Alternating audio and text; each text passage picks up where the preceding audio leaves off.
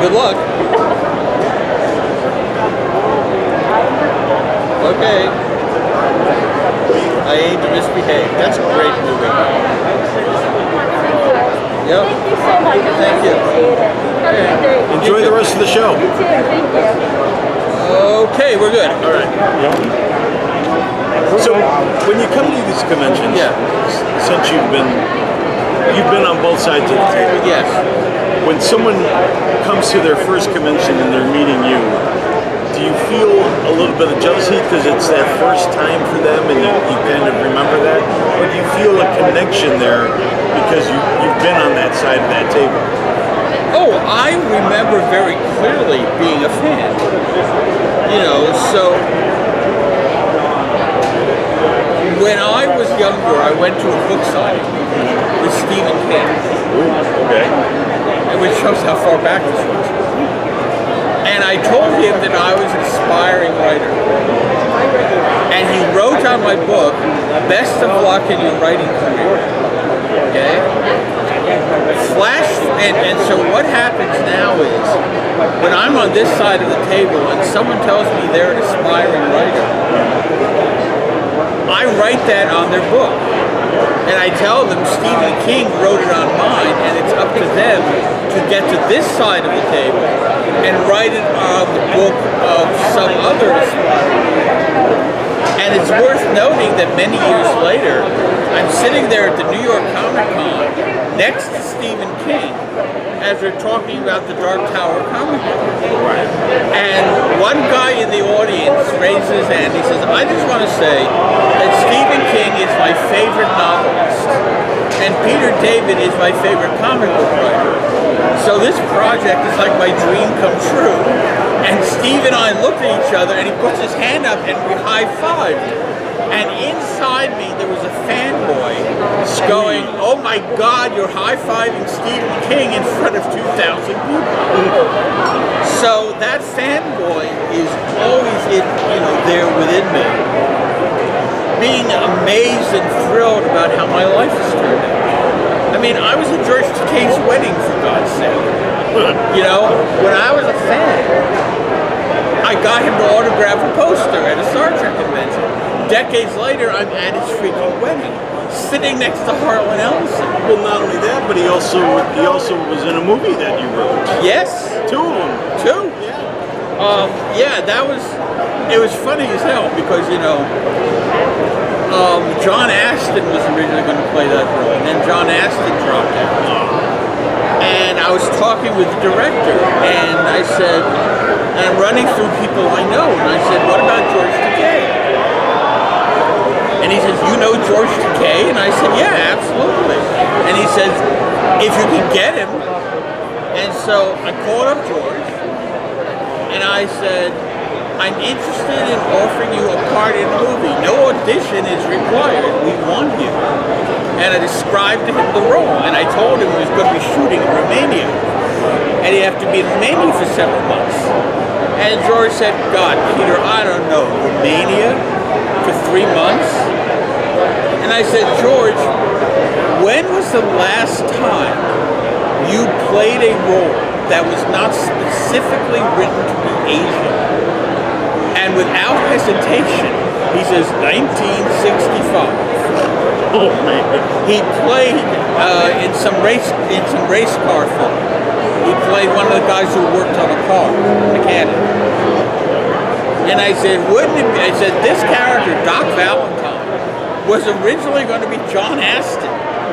Okay? There's no race attached to it. Wouldn't it be nice to just play a guy for once? And George said, "Send me the script." And I sent him the script, and he got the script, he read it, he loved it, and signed on. About a year or so later, we were doing Space Cases up in Canada. And we had a part to the dreaded Warlord Shank, who was going to be buried under lizard making, so he wanted someone with a distinctive voice. Oh yeah. And we're sitting there, and we had on some movie,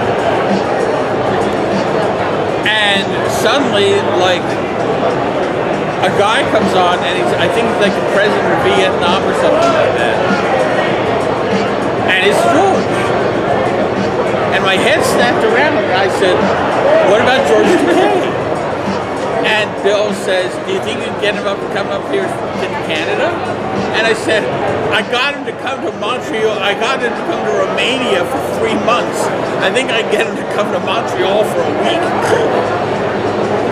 And sure enough, he came up readily, and he was happy to play the dreaded Warlord Shane. Now, And just the cast was thrilled. You know, they were getting to act with Mr. Sulu. The funny thing was,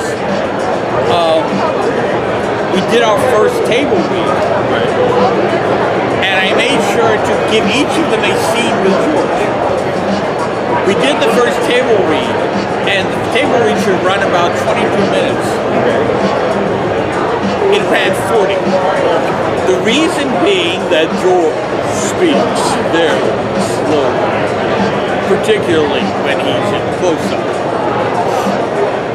maximizing all that camera time. So we finished the table read, and the problem was the director said, "I love the way he's doing it. I don't want to speed him up." And all eyes turned to me, and I said, "I'll fix it." And I went through and I gutted the script. And during the course of the day, every single cast member came by my office and said, "Are you cutting my scene with George?" And I said, "No." I said, I gutted that script. And I took out most of the stuff we didn't need. But every scene with George was still there. They were so happy. Now, just to let everybody know, the two movies that we were talking about with George Takei that Peter wrote was Oblivion, Oblivion 2, Backlash.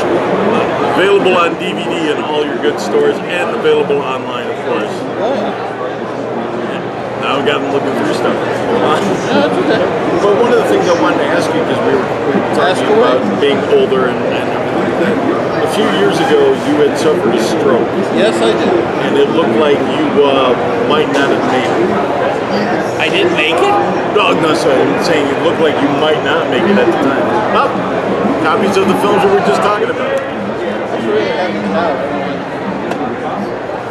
Yeah, I had a stroke at Disney World. Okay. Yeah.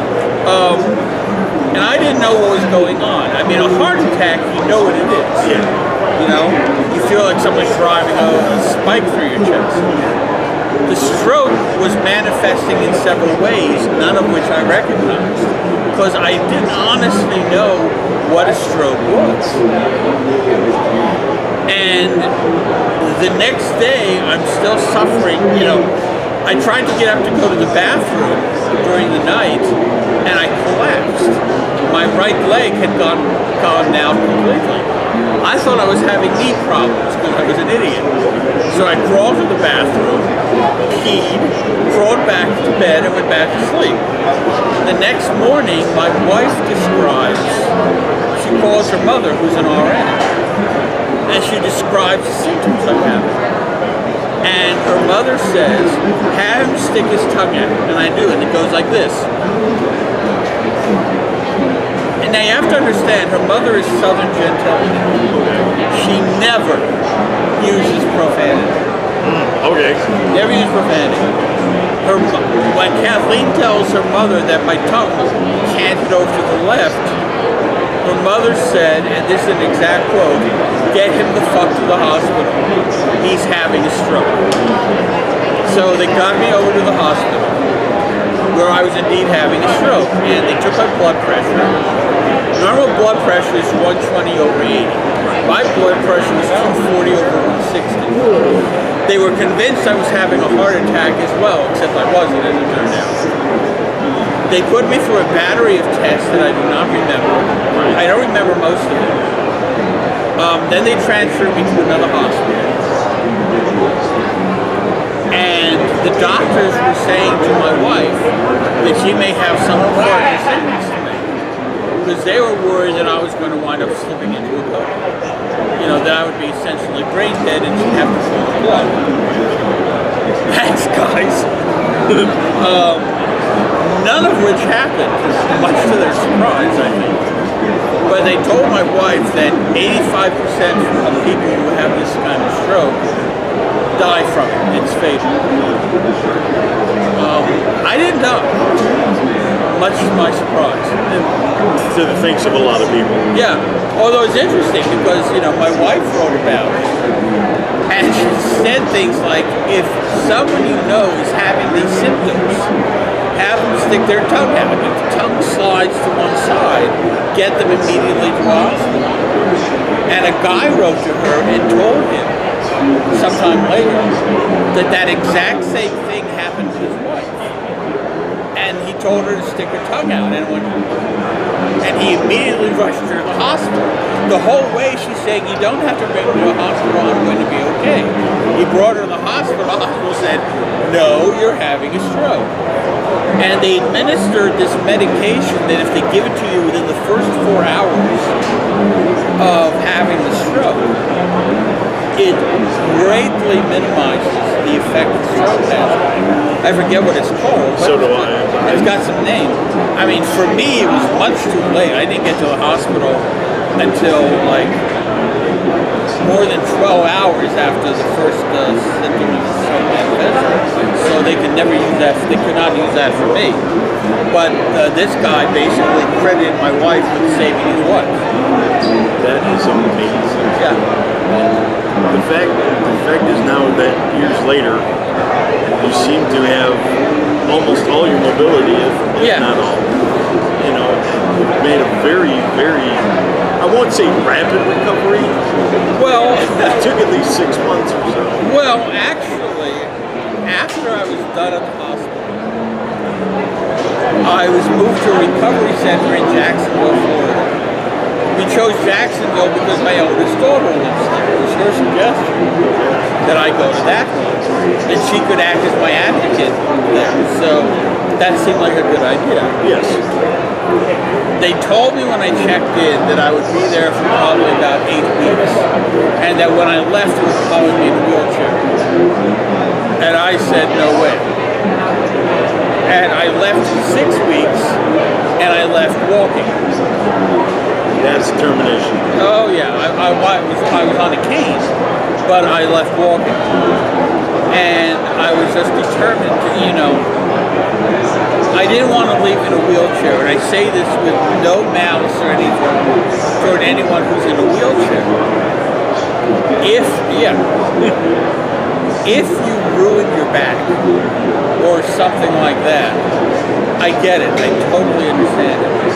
But this was like a stroke caused by a small section of my brain called the pons section. And I was not going to let a centimeter of my brain cause me to have to move in a wheelchair. Understood. I wanted to be able to walk. Indeed, some years later, when Harlan Ellison suffered from a stroke, his wife Susan kept holding me up as an example, saying, Peter was able to recover from his stroke, you can recover too. Now that that's happened and you're out, is there anything coming up that you're doing that you want fans to know about? I can't answer that because I have several projects coming out of Marvel, none of which have been announced. So I'm not allowed to talk about them. The one thing that I can mention is that Volume 3 of the Maestro series will be coming out in January. We finally have a release date on that. Now, if people want to catch up with you and keep abreast of your situations and what's coming out, they can go to peterdavid.net. peterdavid.net. I'm on Facebook, and I have a Patreon page. Which they can find out about. Okay. We want you. Come on down to the red carpet for your chance to strut your stuff and get your free photo taken.